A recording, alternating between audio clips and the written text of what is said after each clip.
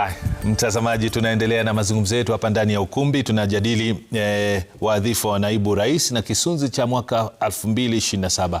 Salim, kabla tuende mapumzikoni, najua ulikuwa na kauli ya kuizungumzia. Nilikuwa nataka kukubaliana na mheshimiwa ya kwamba kosa kubwa ambalo atafanya mheshimiwa rais ni kutoa nafasi ya makamu wa rais, naibu rais kutoka eneo la Mlimani.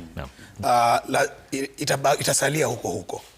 Na tukiuliza, je, Kindiki ana wafuasi? Yes, anao. Tumeambiwa mara nyingi hata na mheshimiwa rais mwenyewe ya kwamba pale tarehe 15 Mei 2022 ni wakati wa viongozi wa Mount Kenya walikuwa wanazungumza na kupiga kura, kwa hakika walimpigia Kindiki. Hawakumchagua Rigathi Gachagua. Ni mheshimiwa rais ni alisettle on Rigathi Gachagua. Lakini kwa uungwaji mkono wote walimuunga mkono Kindiki. Kwa hivyo hiyo inaashiria kwamba ana wafuasi. Jinsi anavyosema Dadeti ya kwamba aliingizwa kimakosa, makosa ya nani? Yeye alikuwa awe naibu wa rais kuanzia mwanzo. Ni yeye alikosewa. Sasa wakati Rigathi ameondolewa, sio kwa sababu ya rais, sio kwa sababu ya Kindiki, ameondolewa, basi Kindiki akapewa nafasi yake ambayo ilikuwa yake kuanzia mwanzo. Kwa hivyo iwapo mheshimiwa rais atasalia na yeye, then itakuwa nafasi nzuri kuliko kunyima Mount Kenya nafasi yote kabisa. Sababu ukimuondoa na muweke mtu mwingine, then Mount Kenya sasa itaenda yote. Sasa ndio nijiulize kizungumkuti, ama athari ya kusema atachagua sura nyingine au hata mtu wa jinsia nyingine. Kwa mfano, wakumbuka kuna wakati ambapo William Ruto katika kampeni za mwaka 2022 kabla ya kufanya uchaguzi akisema kwamba kuna wakati, akizungumza katika mkutano ambao ulikuwa wajumbe wa UDA ambao ni wanawake, akiahidi kwamba mwaka 2027 itakuwa mara ya kwanza tunaweza kuwa na naibu ama mgombea mwenza wa kike. Alisema hata kwenye one of the national holidays celebrations, ikumbuke ni wapi, but nafikiria ni za mwanzoni kabisa akiwa rais. Akasema ya kwamba hata mwaka 2027 huenda tukawa na mgombea mwenza ambao ni wa kike. Na jambo hili limeingiza tumbo joto kwa watu wengi, wakifikiria kwamba labda watakuwa makamu wa rais ama naibu wa rais. Lakini kuna swala ambalo timu ya Orengo na Sifuna wanazungumzia kwamba hata ukitaka naibu wa rais huwezi enda, kwa sababu kiti cha naibu wa rais haipigiwi kura moja kwa moja. Unapigiwa kama mgombea mwenza wa rais. Huwezi enda pale kama mimi nataka kuwa naibu wa nani. Lazima kwanza mjadiliane hapa, muwe na mgombea urais. Na ndio hilo swala ambalo tunalizungumzia la ODM. Wakati Daktari Oburu Oginga anapotangaza moja kwa moja kwamba tutawania ama tunalenga pale kwa kiti cha naibu rais. Na ndio nikakwambia hiyo itasababisha mgawanyiko zaidi hata ndani ya ODM. Kwa sababu wakiwa na presidential candidate watakuwa wamemaliza mchakato katika kiwango cha chama. Ambapo hata kama wanakubaliana na mheshimiwa Ruto ya kwamba okay, ODM tunawapatia mgombea mwenza, tayari amekubalika, yeye ndiye alikuwa presidential candidate. Lakini kama mnaenda pale hamjakubaliana nani ndio presidential candidate, ndio kina Orengo na Sifuna wanasema tukubaliane kwanza, tuwe na structured dialogue, tuwe na mtu mwenye anataka kuwa rais, alafu tuketi pale tujadiliane na UDA, tuseme okay, mheshimiwa rais uko na nafasi ya pili. Sasa huyu presidential candidate wetu wacha awe running mate wako. Lakini sasa hizi wakienda kuwania naibu wa rais ni nani? Tayari Oburu ametuambia kwamba katiba ya chama inasema presidential candidate ni party leader, ambaye ameitafsiri kimakosa hivyo, lakini ameungwa mkono ya kwamba yeye ndiye atakuwa mgombea wa rais. Lakini hata kwenye mchakato wote ya naibu wa rais Oburu haonekani hapo. Tunazungumzia mambo ya Wanga, tunazungumzia Joe, tunazungumzia sasa unaona hapo tena watakuwa wameingia kwenye shida nyingi sana. Wataingia kwenye shida nyingine wakipewa mambo ya naibu rais. Kwa hivyo heri wasalie jinsi walivyo watulie ama na mimi naona wameridhika ama wapangwe. Na mimi naona wameridhika kwa sababu alivyozungumza Oburu, ile aliyosema Kisumu, ile ndio Oburu kamili. Achana na hii ambayo sasa hii ni ya Joe.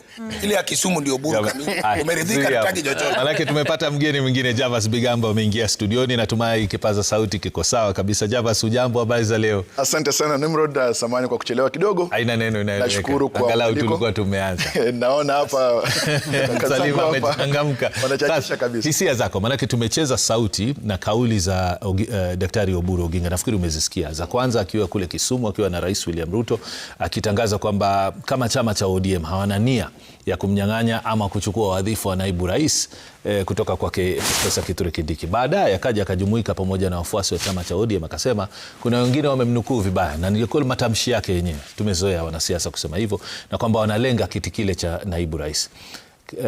Profesa Kithure Kindiki jana imemlazimu kuzungumzia wadhifa huo na kutukumbusha kwamba yeye ni naibu rais.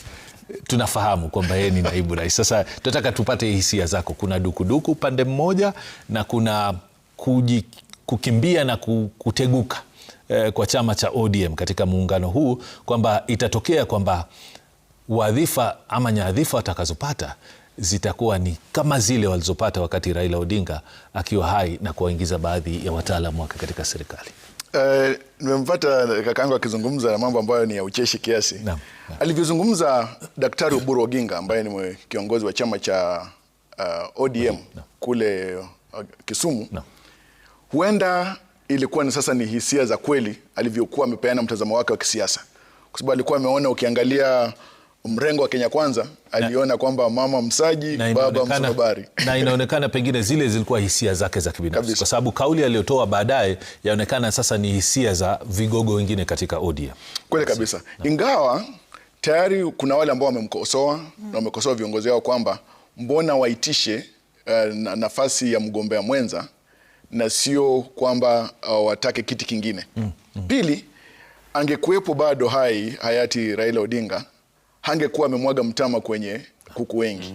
Angekumeficha siri hii ili kwamba majadiliano hayo yatakapofanyika yafanyike ndani ya sebule la majadiliano, kisha wakija nje wazungumzia wananchi, wafuasi wao kwamba sasa na nimemuuliza Mheshimiwa Miruka swali hilo.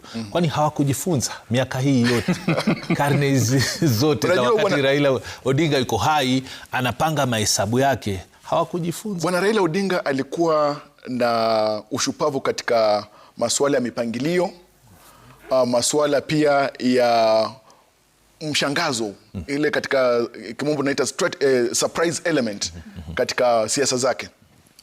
Lakini sasa hivi wameweka wazi kwamba ile nia kwa nia urais haipo. Lakini hata hivyo tunavyozungumza sasa hivi, Nimrod, hakuna mwanya katika nafasi na wadhifa wa naibu rais hapa Kenya. Ndiposa naibu rais Profesa Kindiki alisema kwamba nafasi hiyo, makiti hicho kimekaliwa kitako kabisa na yeye mwenyewe. Kwa hivyo hakuna mwanya, hakuna nafasi. Lakini unajua kwamba katika kujenga masuala ya miungano ya kisiasa tunapokaribia uchaguzi, huenda ukabomoa kuta, upanue zaidi, ujenge kuta mwingine, ili kwamba tu kusiwepo na nyufa ambayo umeweza kuacha kwamba uweze kupanuka zaidi. Javas, sijui kama nitakuwa nimekosea. Wakati Mheshimiwa Raila akiwa hai, ilikuwa akiingia katika siasa zake anahakikisha kwamba chama cha ODM kinaingia kama nguvu sawa na chama kingine. Huoni kwamba kwa sasa hivi inaonekana tofauti, kwamba ODM tayari ishajiingiza kama chama kina nguvu kidogo ama kina uhafifu aina fulani, hata kama wafuasi bado wakili wengi, lakini katika haya mazungumzo ambayo Daktari Oburu Odinga anazungumzia, vile vile Gavana Gladys Wanga anazungumzia, ni kana kwamba washaungama kwamba hatuna nguvu tena kiwango tulichokuwa nacho wakati marehemu Raila Odinga akiwa hai. Nadhani kuungama huko kumetokana na ule mshtuko ambao kila mtu alikuwa nao kwa kumpoteza Bwana Raila Odinga.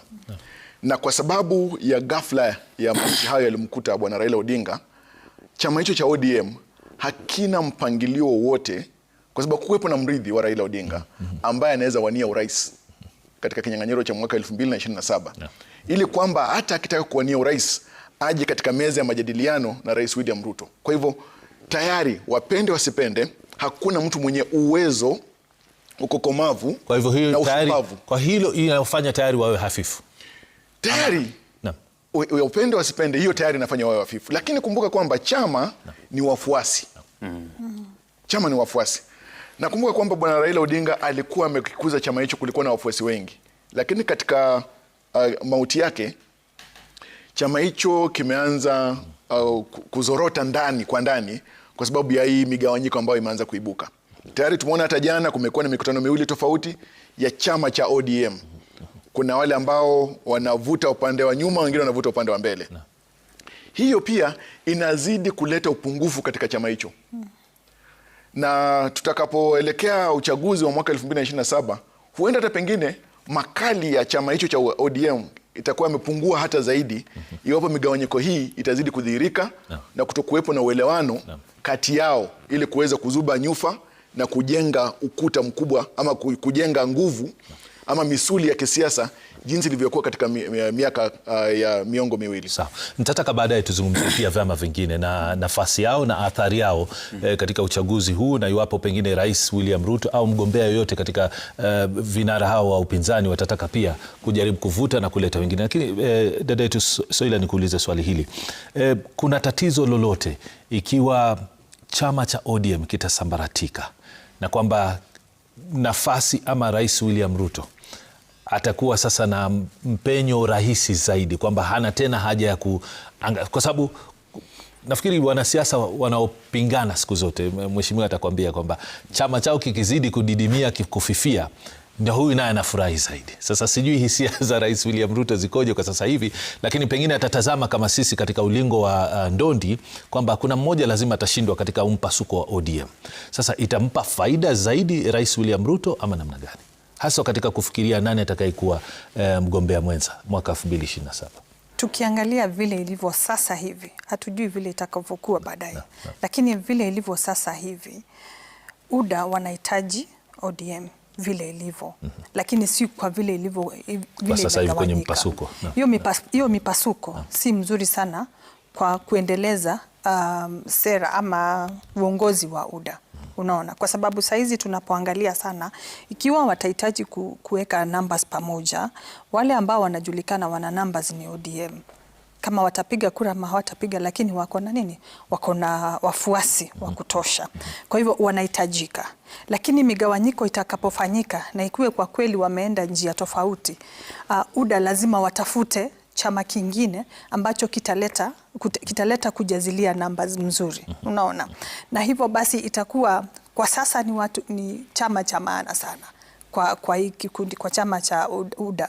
Lakini tutakapoendelea zaidi, UDA lazima watafute, na hivyo hata bado nafikiri wanafanya sasa, watafute chama ambacho kitaleta wafuasi ambao hata hawa wakitoka watu kadhaa ama mgawanyiko ukitoka fulani, bado watakuwa na nini, na numbers ambazo watakuwa wamejazilia kutoka kwa vyama vingine. Jambo lingine ambalo litakuwa muhimu kuangalia ni ikiwa, na nitarudia, gender. Kina mama itakuwa ni jambo si la kawaida kuona mama amepatiwa kiti cha deputy rais. Kwa hivyo kukipatikana mama saa zingine. Soila, ilitokea wakati wa Martha Karua, sote tunajua. Ngoja. Acha maliza alafu nikupe nafasi. Malizia Soila. Tunajua kilichofanyika. Lakini ngoja. Ingekuwa jambo la maana sana kuona kina mama wakipata kiti cha deputy president. Na hivyo kukipatikana mama, na sisemi kwa sababu ODM wanaweza leta mama, kukipatikana mama ambaye anaonekana anaweza zungumzia sera za kina mama. Kina mama hata kama kawaida wanasema sisi hatukui pamoja, kuna vile wamama pia wanaweza fikiria in that.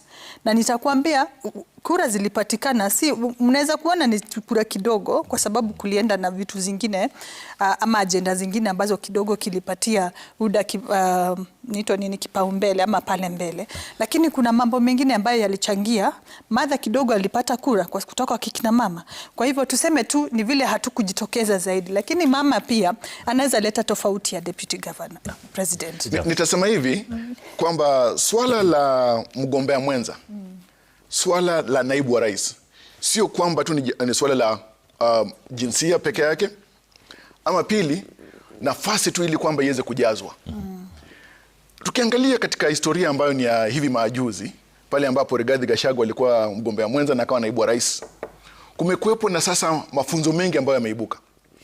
Kwanza, najua kwamba Mheshimiwa Rais William Ruto alivyomsifia Profesa Kindiki hivi majuzi katika Ikulu, sema kwamba masuala ya uelewi, usomi, ushupavu, na historia hii baada ya kufurushwa kwa Rigathi Gachagua ama kung'atuliwa mamlakani kama naibu wa rais, imeweza kuibua umuhimu wa nafasi hiyo, kwamba mgombea mwenza asiwe tu ni mtu ambaye anasaidia kupekua na kuleta kura kwenye meza.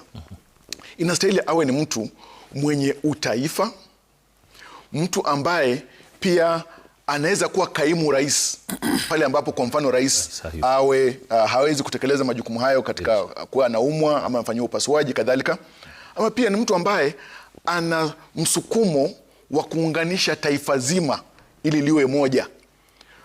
ukiangalia historia ya hivi majuzi, basi inamaanisha kwamba kuna uwezo mbalimbali ambaye mtu yeyote ambaye anawania urais ni lazima aweze kushughulikia, ili kwamba yule ambaye ni mgombea mwenza akija akiwa ni naibu wa rais, asije akawa ni kwamba anang'ang'ania mamlaka ama ana ule uroho wa mamlaka na nyadhifa. Hilo swala pia limekumba magavana na manaibu gavana katika maeneo gatuzi. Na ni changamoto kubwa sana ambayo sasa hivi ni lazima tuweze kushughulikia. Ukiangalia Nimrod, kaunti ya Siaya, gavana James Orengo na naibu wake hata kusalimiana peke yake hawawezi. Hawaonani macho kwa macho. Hiyo inalegeza ugatuzi. Na ukiangalia katika serikali ya kitaifa, inastahili kwamba rais na naibu wake wawe ni ndugu na dada ama ndugu katika ushirikiano, malengo na utendakazi. Ndiposa ukiangalia Mheshimiwa Rais William Ruto ameweza kumsifia Profesa Kindiki kwamba ana uelewi wa majukumu na hata sera ambazo zinatekelezwa na serikali. Mheshimiwa Miruka, najua kwa wanasiasa siku moja ni siku ndefu sana, mengi yanaweza yakafanyika. Dada yetu Soila hapa amejaribu kugusia swala hilo la iwapo ODM itasambaratika zaidi, na sisemi kwamba itafanyika hivyo, lakini ni masuala ya kisiasa. Itambidi Rais William Ruto kuangalia kwengine, hasa anapoangalia wadhifa wa naibu rais. Kabla tuzungumzie vyama vya upinzani nafasi yao, na nitamuuliza Bwana Salim Odenyi anipe mtazamo wake kuhusiana na vyama vya upinzani kama vitakuwa na mtazamo tofauti katika uchaguzi mkuu ujao. Lakini kwako wewe, kama itambidi rais kuangalia kwengine, kwa sababu haizi tu kutegemea chama chake cha UDA, nafikiri kuna kitu nataka kukumbusha in politics. Politics, siasa ni kama hali ya anga. Unajua hali ya anga huwezi jua. Sasa hivi tunaweza toka nje tupate mvua imenyesha mingi na huko unatarajia inanyesha. Nikukumbushe kitu kidogo. Ukiangalia siku za jana juzi kidogo, Babu alikuwa na jina sana. Hata wakati marehemu Raila alipokuwa na Babu, his name was everywhere. Lakini leo ni Sifuna. Unanielewa? Hivyo ndivyo siasa iko. Saa hii tunaimba tofauti. Kifika kesho bado ni tofauti. Swala la pili, hakuna mahali kuko kuzuri. Ukiingia Mount Kenya bado tuko na Rigiji, tuko na the deputy president. Ukiingia ODM imekaa mara mbili, lakini hii kusambaratika kwa ODM ni mawazo. Si kwamba party iko into two pieces. Party iko na ufuasi. Na ODM, party mzima, hata wafuasi wa ODM wanajua sisi round hii hatuna presidential candidate. Kwa hivyo ukifika katuo watakuwa na kauli moja. But vitu zingine hapa watatofautiana. Do you know wanatofautiana? Hapo kila mtu akona interest yake. Sifuna kuna interest yake. Now everybody is fighting for his own interest. That's how politics is. Kwa hivyo kwa hii mimi naona ni mapema sana kuanza kusema kwamba hili itatendeka hivi. Bado kuna wakati. Mchezo bado hujawekwa. Naam. Asante sana kwa kauli hiyo. Labda kuna masuala wametaja hapa muhimu. Pamoja na hilo nataka sasa tuzungumzie pia upinzani. Manake isiwe ni kama kwamba tumewaweka kando, ni kana kwamba hawatakuwa na umuhimu ama na usemi katika uchaguzi mkuu na ukuja, ila tu kwa sasa hivi hatuelewi mpangilio wao uko vipi kuhusiana na nyadhifa watakazoganya na zipi. Kwa hivyo nataka utupangie mahesabu kama. Kwenye mchango wangu nitazungumzia upinzani. Naam.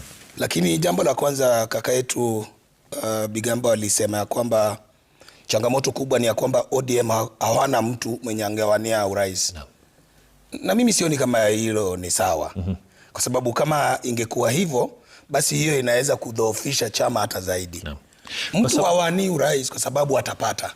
Lakini nashukuru unasema hivyo, kwa sababu kuongeza tu mawazo yako ni kwamba wana vinara wanne ambao ni vigogo kutoka jamii ambazo wanaheshimiwa. Leo Hassan Joho akasimama, basi hata hawana haja ya kutafuta naibu rais. Sababu naibu rais na rais ni nafasi moja ambayo ni sawa, qualification the same. Hawa wanaopigania mambo ya naibu rais, kina Joho, kina Gladys, basi walikuwa na nafasi ya kuwania urais, wateuliwe pale kama presidential candidate, wakuje wabishane huko. Tunajua kisheria kuna mtu aliwazuia kufanya. Tunajua kisheria hata sasa hivi hadi mahakama itakapozungumza, Mheshimiwa Rigathi Gachagua haizi chaguliwa rais. Lakini unamwona huko wengi akisema ni yeye anataka chaguliwe. Sasa cha kujiuliza wakati unapochangia, kitu gani kinawazuia kuzuia hawa vigogo wa ODM kuwa na mgombea urais? Kitu gani kipo? Sasa hapa ndio inaleta mgawanyiko, kwa sababu kina Orengo na Sifuna wanasema tujiorganize kitu wenyewe kama ODM. Tuwe na tukumbuke ya kwamba, na nimekubaliana na Bigambo ya kwamba hakuna nafasi kwenye kiti cha naibu wa rais. Na tumeambiwa hivyo mara nyingi. Kuna wakati Mheshimiwa Oscar Sudi ama Cherargei walimwambia profesa ya kwamba hii nafasi yako haitajadiliwa. Tutajadili mambo mengine lakini sio nafasi yako. Na wameirudia mara nyingi. So tumechoka hata kuisikia sasa. Lakini tuzungumzie swala lingine ambalo dada yetu amesema hapa ya kwamba Ruto anahitaji ODM. Sikubaliani na hilo. Hahitaji ODM. Bali anahitaji wapiga kura wanaotoka kwenye maeneo ya ODM. Wao kama wapiga kura, wasije kama chama. Lakini nani atawashawishi? Hapo ndio nakuja. Alifaulu aje mwaka wa 2022. Unakumbuka Rigathi Gachagua anasema hajuti kujiunga na Ruto, lakini anajuta kujiunga na Ruto bila chama cha kivyao. Ndiye anasema tulienda kwenye harusi kwa gari ya mtu, tukifika pale mtoni akatushukisha kwa gari yake. Hiyo ndiye anajuta peke yake. Ndio maana ana organize DCP.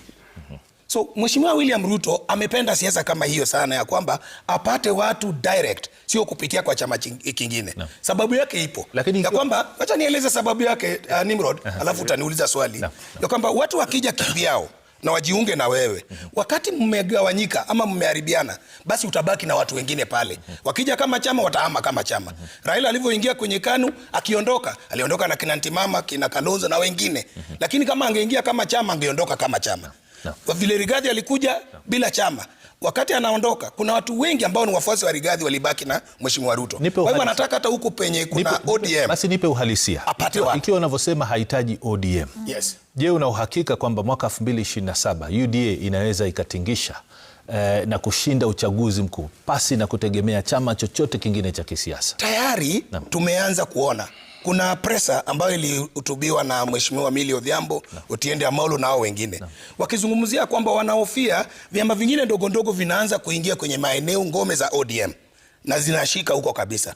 Na kuna wale pia ambao ni marafiki wa Mheshimiwa William Ruto ambao wanawania viti tofauti tofauti kwenye ngome za ODM pasipo kupitia ODM. Kwa hivyo chenye nazungumzia ni ya kwamba tukiangalia uchaguzi wa mwaka 2022 alipata uungwaji mkono katika maeneo ya Mlima Kenya pasipo kuwa na chama kingine. Watu waliingia pale kama watu wa UDA, ndio Rigathi anajuta sasa hivi. Anasema tungelijua tungekuja na chama chetu.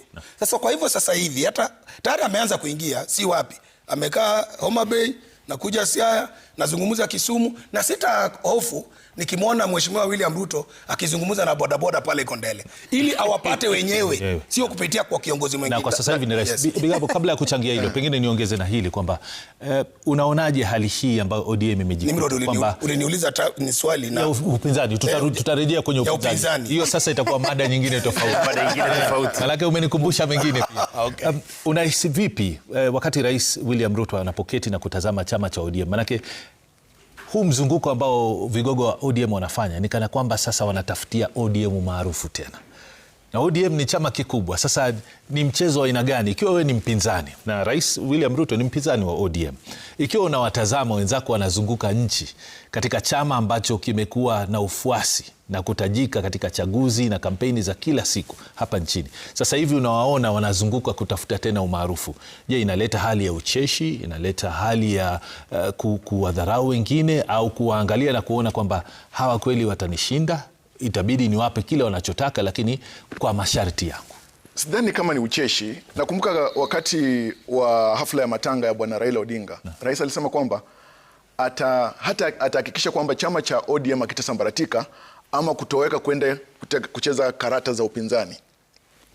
Mheshimiwa Rais mwenyewe yupo na bado amezidi kushirikiana na chama cha ODM. Unakumbuka ule mkataba wa makubaliano kati ya UDA na ODM bado ungalipo, masuala ya 10 point agenda. Mheshimiwa Rais bado anajitahidi na amehakikisha kwamba yanatekelezwa hadi sasa, kama ni mambo ya sheria, kama ni mambo ya miradi ya vijana, uhusisho wa vijana, mambo mengi sana yanatekelezwa kutokana na ule mkataba kati yake na Bwana Raila Odinga. Kwa hivyo Mheshimiwa Rais William Ruto anaenzi wasifu wa Bwana Raila Odinga na hata chama cha ODM. Pili, Mheshimiwa William Ruto amezidi kusema kwamba watashirikiana. Ukiangalia mkutano ambao wa NEC wa UDA ulisema kwamba umempa fursa yeye kujadiliana na ODM katika kutengeneza makubaliano ili kuelekea katika uchaguzi wa mwaka wa 2027 kama muungano. Kwa hivyo Mheshimiwa Rais William Ruto anaiheshimu ODM, na unajua harusi ni jambo la heri.